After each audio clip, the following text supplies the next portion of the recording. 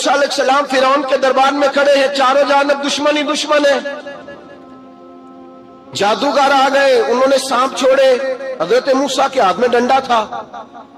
حضرت موسیٰ کہتے ہیں یا اللہ کیا کروں؟ تو اللہ تعالیٰ نے فرمایا اپنا عصا پھینک دو۔ کہنا چاہیے تھا نا کہ یا اللہ ایک ہی تو شے ہے، اتنے سانپ ہے، بچانے کے لیے ڈنڈا ہے وہ پھینک دوں؟ ڈنڈا پھینکا جاتا ہے، سانپ کو دیکھ کر کے قابو کیا جاتا ہے۔ یہ میرا اور آپ کا ذوق ہے نا، لیکن انبیاء کرام کا انداز ملاحظہ کیجئے میرے عزیزو۔ اللہ فرماتے ہیں ڈنڈا، اے موسیٰ ڈال دے اپنا عصا۔ پہلے نہیں فرمایا کہ سانپ بن جائے گا، فرمایا بل تو ڈال دے۔ میں اور آپ ہوتے ہیں تو سانپ سامنے ہے، ڈنڈا ہاتھ میں ہے، ہم کہیں گے عجیب بات ہے، یہی تو دفاع کی چیز ہے، اسی کو ڈال دوں تو بچوں گا کیسے؟ کہا ڈال دو، تو حضرت موسیٰ نے ڈال دیا۔ کہا میرے رب کا حکم ہے تو میرے لیے بہتر ہی ہوگا۔ اللہ فرماتے ہیں جب موسیٰ نے ڈالا تو میں نے اس ڈنڈے کو، اس عصا کو اژدہا بنا دیا۔ اب کبھی عصا بھی اژدہا بنے، کبھی چھڑی بھی بہت بڑا اژدہا بنی ہے، لیکن قرآن کہتا ہے جناب موسیٰ نے ڈالا تو اللہ نے اژدہا، بلکہ اس سے پیچھے چلیے، عورتیں کمزور یقین کی ہوتی ہیں نا۔ جناب موسیٰ پیدا ہوئے تو اللہ فرماتے ہیں میں نے موسیٰ کی ماں کے دل میں بات ڈالی، ماں کے دل میں صندوق میں ڈال کے تو اس کو دریا میں بہا دے۔ فرعون کو اس نے وہ خواب دیکھ لیا تھا کہ ایک ستارہ اٹھے گا اور پھر وہ گرے گا تو میری ساری سلطنت کو تباہ کر دے گا۔ نجومیوں سے اس نے پوچھ لیا، اس نے کہا کہ ایک بچہ پیدا ہوگا جو تیری سلطنت کو تباہ کرے گا۔ چاہیے تو یہ تھا کہ وہ توبہ کرتا، لیکن اس نے کیا کیا کہ اس نے بچوں کو قتل کرانا شروع کیا۔ یُسَبِّحُونَ أَبْنَاءَکُمْ، ذبح کرا دیتا تھا تمہارے بیٹوں کو، اور بچیوں کو وہ زندہ رکھتا تھا۔ تو حضرت موسیٰ جب پیدا ہوئے تو ان کی والدہ نے پتہ کیا کیا، ان کو ایک صندوق میں بند کر کے دریا میں بہا دیا۔ اب دریا میں بہتے جا رہے ہیں تو ماں تھی تو پریشان بھی ہو گئی، ان کی ہمشیرہ کو کہنے لگی ذرا دھیان رکھنا کدھر جاتے ہیں۔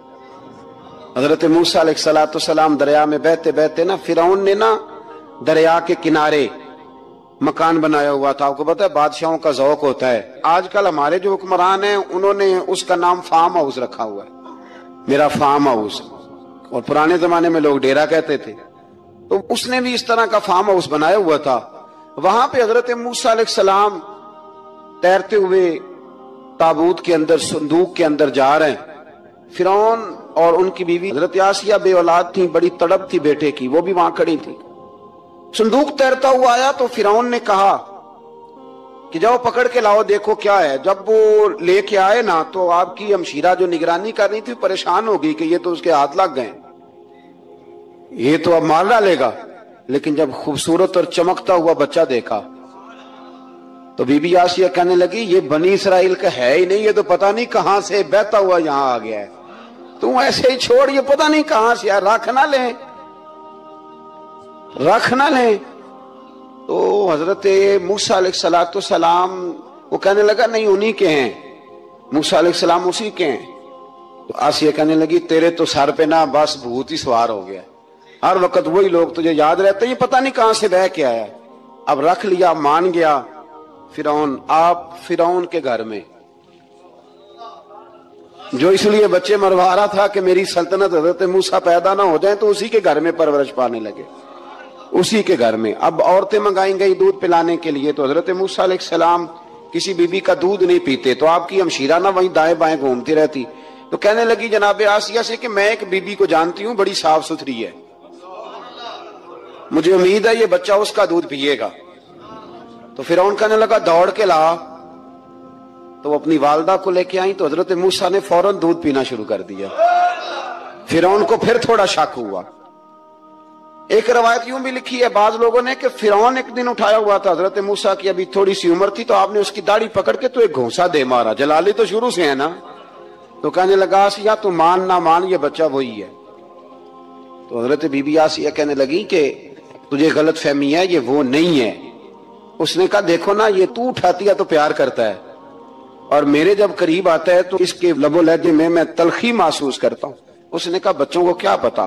خیر ایک طرف اس نے کھانے پینے کی چیزیں رکھ دی، ایک طرف انگارے رکھ دیے۔ وہ بھی حضرت آسیہ کہتی ہیں کہ تجھے سمجھ آئے بچے بچے ہوتے ہیں۔ حضرت موسیٰ بچے تو تھے پر تھے تو اللہ کے نبی نا، اللہ کے نبی تھے۔ جب اس نے کہا نا یہ بچے ہیں تو حضرت موسیٰ علیہ السلام بجائے انگاروں کی طرف جانے کے نبی تھے، وہ سیدھے کھانے پینے والی چیزوں کی طرف بڑھنے لگے۔ فرعون کہنے لگا اب بتا، اللہ تعالیٰ نے حضرت جبریل کو بھیجا، انہوں نے کہا ادھر نہیں جانا، آپ ادھر جائیے۔ تو آپ آگ کی طرف گئے اور ایک کوئلہ اٹھا کے زبان پہ رکھ لیا۔ تو آسی کہنے لگی سمجھ آئی، بچے کو کیا پتا کدھر جانا ہے کدھر نہیں جانا، اگر وہ اتنا ہی خیال ہوتا، وہی بچہ ہوتا تو آگ۔ اور بعد مفسرین نے لکھا ہے یہ جو حضرت موسیٰ دعا مانگتے تھے نا، رب اشرح لی صدری ویسر لی امری، یہ وہ آگ کا انگارہ جب کوئلہ منہ میں رکھا تھا نا تو اس کی وجہ سے زبان میں کچھ لکنت آ گئی، تو آپ دعا کرتے تھے کہ یا اللہ میری زبان کی وہ بند گرا کھول دے تاکہ میں کھل کے فرعون کے سامنے بات کر سکوں۔ وہیں حضرت موسیٰ پلنے لگے، وہیں پلے، وہیں جوان ہوئے، وہیں اللہ نے ساری دولتیں دی، بہن بھی ملی، ماں بھی ملی، اور سارے عزیزوں کا پیار بھی ملا۔ اسی گھر کے اندر اللہ نے پرورش کر کے فرعون کے ظلم سے بنی اسرائیل کو نجات عطا فرمائی۔ کہ موسیٰ بھی فرعون کے گھر میں پلنے لگے، اور جب جوان ہو گئے تو فرعون کے ہاں جو ظلم ہوتا تھا حضرت موسیٰ اس پر بول پڑتے تھے، جلال فرماتے۔ تو فرعون پھر ناراض رہنے لگا، یہاں تک کہ اس نے آپ کو نکال دیا، آپ تشریف لے گئے وہاں سے۔ تو حضرت موسیٰ ایک دن شام کے وقت دوبارہ آئے بستی میں، لوگ سوئے ہوئے تھے، تو دو آدمی، ایک بنی اسرائیل میں سے اور ایک فرعون کی اپنی قوم میں سے، وہ دونوں آپس میں جھگڑ رہے تھے۔ لیکن وہ جو حضرت موسیٰ کی بنی اسرائیل کی قوم کا شخص تھا، اس پر وہ قبطی، وہ جو فرعون کے قریبی لوگوں میں سے تھا، وہ ظلم کر رہا تھا اور بوجھ اٹھانے کی بات کر رہا تھا۔ اب اس نے حضرت موسیٰ کو پکارا کہ یہ دیکھے میرے ساتھ کس طرح کی بات کر رہا ہے، تو حضرت موسیٰ کا ارادہ بھی نہیں تھا، آپ نے بس اس کو سمجھایا، پر کچھ لوگوں کو سمجھ، تو حضرت موسیٰ نے پھر ایک مکہ مارا، ایک گھونسا مارا، صرف ایک ہی۔ یہ کئی تگڑے اور دلیر اس طرح کے بھی ہوتے ہیں کہ گھونسا ایک بھی برداشت نہیں کرتے، وہ ایک مارا، آدمی دھڑام سے زمین پہ گرا اور ماری گیا۔ حضرت موسیٰ کا ارادہ نہیں تھا لیکن وہ مر گیا۔ حضرت موسیٰ علیہ السلام نے اس بات پر اپنے رب سے استغفار بھی فرمائی، قرآن کہتا ہے کہ انہوں نے معافی چاہی کہ اللہ میرا ارادہ نہیں تھا۔ بہرحال اگلے دن نا حضرت موسیٰ دوبارہ آئے، وہ سنا کرتے تھے نا ہم کہ بیوقوف دوست سے عقل مند دشمن بہتر ہوتا ہے، وہ کم از کم دشمنی تو عقل مندی سے کرتا ہے نا، لیکن جو بیوقوف دوست ہو بیوقوف۔ حضرت موسیٰ دوبارہ آئے تو وہ بنی اسرائیلی اگلے دن کسی اور سے جھگڑا کر رہا تھا، پھر اس نے مدد کے لیے پکارا تو حضرت موسیٰ کہنے لگے مجھے لگتا یہ ہے کہ تیری عادت ہے، تو خود بڑا جھگڑالو ہے، تو نے روز نیا جھگڑا شروع کیا ہوتا ہے۔ حضرت موسیٰ جب اس کی طرف بڑھے نا ڈانٹنے کے لیے تو اس نے شور کرنا شروع کر دیا، کہنے لگتا جس طرح آپ نے اسے کل قتل کیا تھا مجھے بھی قتل ہی کریں گے۔ یہ انسانوں کا مزاج ہے کہ آپ جب تک کسی کے طبیعت کے مطابق چلیں گے وہ راضی رہتا ہے، اور ذرا آپ اس کی طبیعت سے ہٹتے ہیں تو وہ شور کرتا ہے۔ اس نے کہا جی آپ مجھے بھی لگتا ہے ماریں گے۔ حضرت موسیٰ کلیم اللہ علی نبینا علیہ السلام کے بارے میں جب اس نے شور کیا تو بات پھر فرعون کے دربار تک گئی، وہ تو پہلے ہی بہانہ تلاش کر رہا تھا، اس نے کہا ڈھونڈو پکڑو اور معاذ اللہ شہید کریں گے۔ کسی نے آ کے خبر دی کہ آپ یہاں سے ہجرت کر جائیں، اس لیے کہ آپ کے لیے یہاں حالات درست، اور بھائی یہ چھوڑ دیا کریں بات کہ فلاں آدمی کے حق میں فلاں جگہ حالات کیسے خراب ہوئے، تو نبی کریم علیہ السلام مکہ چھوڑ کے کیوں آئے، حضرت موسیٰ علیہ السلام نے ہجرت کیوں فرمائی؟ یہ ایک ایسی عجیب بحث ہے جس کو لوگ بلا وجہ چھوڑ دیتے، بلا وجہ چھیڑ دیتے۔ اور بالخصوص ایک خاتون نے ایک دفعہ مجھے پیغام دیا تو میں بڑی اس کی بات سن کے مجھے عجیب لگا، وہ کہنے لگی کہ دوسری جگہ میری شادی ہوئی ہے، مجھے طلاق ہو گئی تھی، تو مجھے ایک تانا روز سننے کو ملتا ہے تو اتنی اچھی ہوتی تو وہاں نہ رہ لیتی۔ تو بھئی یہ کوئی تانے والی بات ہے؟ کوئی ضروری ہے کہ بیوی غلط ہوتی ہے تو طلاق ہوتی ہے؟ اللہ کے محبوب علیہ السلام کی 2 صاحبزادیوں کو ابو لہب کے 2 بیٹوں نے طلاق بھیج دی تھی، کس کی غلطی تھی؟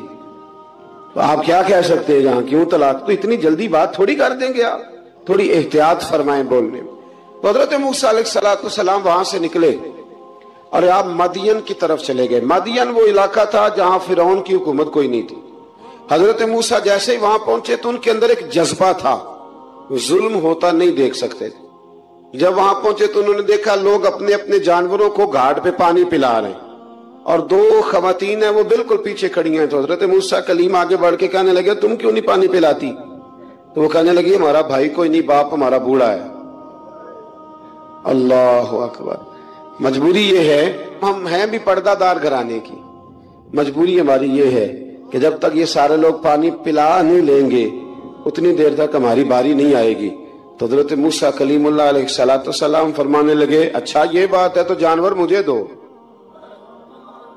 وہ ہو یہ رہا تھا کہ چونکہ مرد پانی پلا رہے تھے تو اور جتنے بھی مرد آتے جاتے تھے وہ گھستے جاتے تھے اور عورتیں بیچاری کھڑی تھیں. حضرت موسیٰ جھٹ سے آگے بڑھے، پیچھے ہٹو. ان دو خواتین پاک باز عورتوں کے جانوروں کو پانی پلایا اور پھر آپ دوبارہ وہیں بیٹھ گئے. وہ بیبیاں جلدی جلدی گھر گئیں، جا کے اپنے والد سے کہنے لگی ابا جی کمال ہو گیا، اس بستی میں ایک ایسا آدمی ملا ہے جو عورتوں کی طرف دیکھتا ہے تو نیکی کرنے کے لیے آگے بڑھتا ہے، جو مجبور اور بے کس کے لیے اچھے جذبات رکھتا ہے. فرمایا جلدی لاؤ. کچھ مفسرین اور طرف بھی گئے ہیں لیکن جمہور نے لکھا ہے کہ وہ حضرت شعیب علیہ السلام تھے. حضرت شعیب نے گھر بلایا، اپنی ایک بیٹی کو بھیجا، فرمایا بیٹے بلا کے لاؤ. وہ جب گھر آئے تو آپ فرمانے لگے آپ میرے ساتھ اجرت طے کر لیں، 8 سال یا 10 سال آپ میری بکریوں کو چرائیں، میرے گھر میں رہیں. اور پھر فوراً ہی فرمانے لگے اگر آپ ہمارے گھر میں رہیں گے دیکھ بھال کریں گے تو میں اپنی ایک بیٹی کا نکاح بھی آپ کے ساتھ کر دوں. تو 8 سے 10 سال حضرت موسیٰ نے وہاں قیام فرمایا. اور پھر جب آپ کا نکاح ہو گیا تو آپ اپنی بیوی کو لے کے مصر کی جانب جا رہے تھے. تو رستے میں ٹھنڈ زیادہ ہو گئی تو اپنی زوجہ سے کہنے لگے وہاں آگ جل رہی ہے، میں تیرے لیے آگ لے کے آتا ہوں تاکہ تو تاپ سکے، گرمی حاصل کر سکے. وہاں گئے تو درخت سے آواز آئی موسیٰ میں تیرا رب ہوں. درخت سے آواز آئی موسیٰ میں تیرا رب ہوں. اور حضرت موسیٰ کلیم اللہ کو وہاں وحی آنی شروع ہوئی. وہاں وہی اللہ تعالیٰ نے انہیں وہ عصا عطا فرمایا جو پھر بعد میں اژدہا بنتا تھا. رب کریم نے وہی حضرت موسیٰ کلیم کو وہی ید بیضا عطا فرمایا. اپنا ہاتھ گریبان میں ڈال کے نکالتے تھے تو چاند اور سورج کی طرح روشنی دیا کرتا تھا. ید بیضا لیے بیٹھے ہیں اپنی. میں کبھی کبھی کہا کرتا ہوں کہ مولا کے دینے کے انداز بڑے انوکھے ہیں. بھائی یوسف کو کنویں میں پھینکتے ہیں تو اللہ مصر کا حکمران بنا دیتا. تو پھر حضرت موسیٰ وہاں سے واپس آئے اور آ کر کے آپ نے دوبارہ وہ سارا نظام زندگی شروع فرمایا. موسیٰ علیہ السلام نے ان کو دعوت حق دی اور کہا کہ میں تمہارے پاس واضح نشانیاں لایا ہوں، بنی اسرائیل کو میرے ساتھ بھیج دو. فرعون نے معجزات پیش کرنے کے لیے کہا تو حضرت موسیٰ علیہ السلام نے اپنا عصا زمین پہ ڈالا، اپنا عصا، اپنی چھڑی، اپنا ڈنڈا زمین پہ ڈالا تو وہ ایک واضح اژدہا بن گیا. پھر حضرت سیدنا موسیٰ علیہ السلام نے اپنا ہاتھ گریبان سے نکالا تو وہ دیکھنے والوں کے لیے روشن ہو گیا، ہاتھ کے اندر نور پیدا ہو گیا. ید بیضا لیے بیٹھے ہیں اپنی آستینوں میں. فرعون کے سرداروں نے حق کو قبول کرنے کی بجائے اسے جادو قرار دے دیا اور کہا کہ یہ تمہیں اپنے ملک سے نکالنا چاہتا ہے. انہوں نے کہا اس معاملے کو ذرا ڈھیل دو اور جادوگروں کو جمع کرو. جادوگر آئے. انہوں نے فرعون سے کہا کہ ہم حضرت موسیٰ کے مقابلے میں جادو تو دکھائیں گے معاذ اللہ، لیکن اگر ہم غالب آ گئے تو پھر ہمارا انعام کیا ہوگا؟ سودا پہلے طے کرنا ہے، کیا انعام ملے گا؟ اس نے کہا کہ اگر تم غالب آ گئے تو میں تمہیں اپنا قریبی بنا لوں گا. بادشاہوں کا قریبی ہونا بھی تو بڑی بات ہے نا، لوگ بڑے پاپڑ بیلتے ہیں قریبی ہونے کے لیے. اور یہ جو قریبی ہوتے ہیں نا، بالخصوص جو بادشاہوں کے قریبی ہوتے ہیں، بادشاہوں کی تباہی کا سبب بھی یہی لوگ ہی بنتے ہیں. یہ ان کو روز خبر دیتے ہیں کہ سب اچھا ہے، سب اچھا ہے. اور دنیا کے زیادہ تر حکمران انہی لوگوں کی وجہ سے تباہ ہوتے ہیں کیونکہ ان کا خود عوام سے رابطہ نہیں رہتا. اگر وہ خود عوام کے ساتھ ڈائریکٹ رابطہ کریں تو شاید انہیں اچھی اور صاف ستھری چیزیں سمجھنے کو مل جائیں. خیر، جادوگروں نے جب کہا ہمیں کیا دو گے تو اس نے کہا تمہیں قریبی بنا لوں گا. جادوگروں نے موسیٰ علیہ السلام سے کہا کہ آپ پہل کریں گے یا ہم پہل کریں؟ تو موسیٰ علیہ السلام نے کہا تم پہل کرو. جب جادوگروں نے اپنی رسیاں زمین پہ ڈالیں تو لوگوں کی نگاہوں کو سحر زدہ کر دیا، جادو کر دیا اور انہیں ڈروا دیا. انہوں نے کہا یہ تو بڑا جادو لے آئے. اللہ تعالیٰ نے حضرت موسیٰ علیہ السلام کو حکم دیا کہ آپ بھی اپنا عصا زمین پہ ڈالیں. ان کی رسیاں سانپ بن گئی تھی نا، دراصل وہ سانپ بنی نہیں تھی، لوگوں کی آنکھوں پر جادو ہو گیا تھا، انہیں سانپ نظر آ رہا تھا. فرمایا آپ بھی اپنا عصا زمین پہ ڈالیں. وہ عصا سانپ بنا اور جادوگروں کی ساری چیزوں کو نگل ہی گیا. ان کی بہت ساری رسیاں سانپ بنی تھی، ان کا ایک ہی عصا سانپ بنا اور سب کو نگل گیا. اس طرح کے معجزے کی حقانیت اور جادوگروں کا بطلان ثابت ہوا اور فرعونی رسوا ہو گئے.